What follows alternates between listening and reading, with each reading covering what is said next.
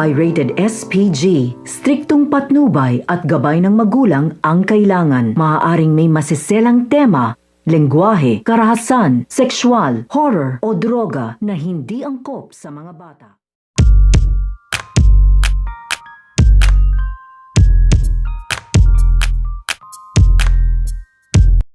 Ang nabubuong relasyon sa pagitan nito nga si Eloy at ito nga si Tara dahil sa pag-iimbestiga at sa pagsunod nito nga ni Eloy dito nga sa abogado nito nga ni Hugo ay natuklasan na nga niya dito na magkagalit nga itong ang abogadong ito at ito nga si Tara at nakita nga rin dito nito nga ni Eloy at ito nga si Eloy ay nakita at nasaksihan nga na dito ang pagtatalo nito nga ang abogadong ito at ito nga si Tara at dito ay mangiyak-ngiyak pa nga ito nga si Tara habang sinisigawan nga sa dito nitong ang abogadong ito. Kaya nung pagkatapos nga nila mag-usap at sa paglabas nga nitong nga ni Tara, sa sasakyan nga ng abogadong ito ay agad-agad naman ditong kinuha nito nga ni Eloy ito nga si Tara at tinakpan nga na dito itong ang bibig.